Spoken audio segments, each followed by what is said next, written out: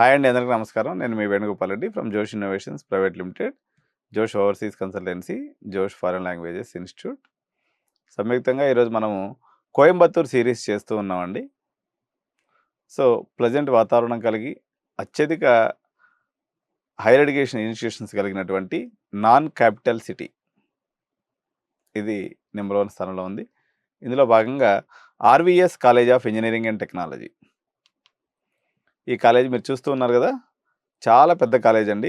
1984లో establish అయింది. Located in Coimbatore, affiliated to అన్నా university. మొత్తం 200 ఎకరాల్లో ఉందండి ఇది.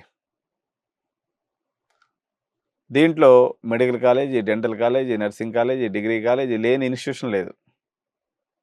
ఇంజనీరింగ్ కాలేజీ 1984 నుంచి ఇప్పటిదాకా వీళ్ళు ఎప్పుడు డొనేషన్స్ అనేవి తీసుకోరు. ట్రస్ట్ అన్నట్టు, ఎవరు ముందు వస్తే వాళ్ళకి అడ్మిషన్స్ ఇచ్చేస్తారు, కథం. నాకు తెలిసి నెక్స్ట్ మంత్ 10వ తారీఖు ప్యాకప్, ఏం ఒక్క సీట్ ఉండదు. ఎందుకంటే హాస్టల్ ఫీజు, కాలేజ్ ఫీజు అంతా కలుపుకొని 2 లక్షల లోపు అయిపోతుంది.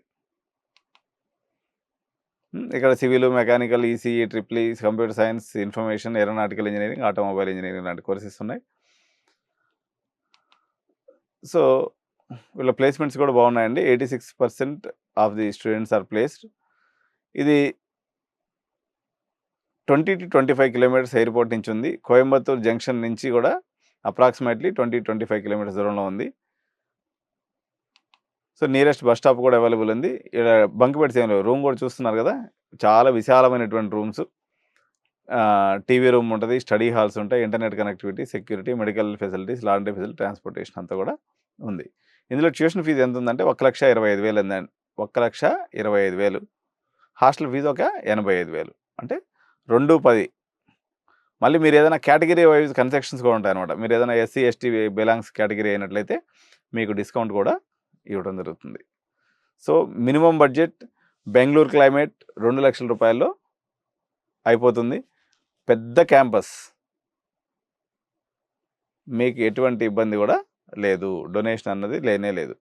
మీ యొక్క పర్సంటేజ్తో కూడా వీళ్ళు ఏంటంటే ఫిలాంథ్రపిక్గా, మాకు డొనేషన్స్ ఏమొద్దు, మంచి పిల్లలు రావాలా, చదువుకోవాలా, హ్యాపీగా వెళ్ళిపోవాలి, అందరికీ మనం ప్లేస్మెంట్స్ ఇవ్వాలన్న మోడల్లో వీళ్ళు ఆలోచిస్తారు.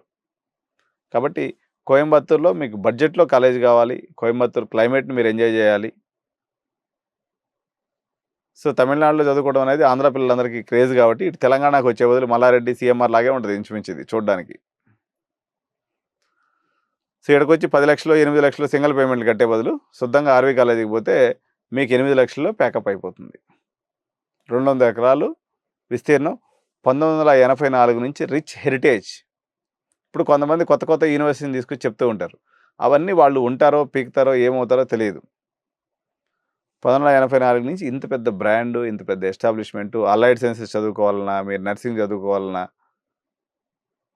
ఎంబీబీఎస్ చదువుకోవాలన్నా, బీడీఎస్ చదువుకోవాలన్నా, ఇంజనీరింగ్ చదువుకోవాలన్నా, ఏం చదువుకోవాలన్నా ఆర్వీ కాలేజ్ కోయంబత్తూరు క్లైమేట్తో పాటు మీకు మంచి సేఫెస్ట్ సిటీ కాబట్టి, మీకు 2 లక్షల రూపాయల్లో బీటెక్ అయిపోయే కాలేజ్ కాబట్టి మీరు దీన్ని సింపుల్గా ఆప్ చేసుకోవచ్చు. తమిళనాడు వద్దులే, కొంచెం మనం డిఫరెంట్గా పోదామని అనుకున్నటువంటి పేరెంట్స్ అందరూ కూడా, పర్టికులర్గా కడప, కర్నూలు, అనంతపురం, నెల్లూరు పేరెంట్స్కి ఇది నియరెస్ట్ ఆప్షను.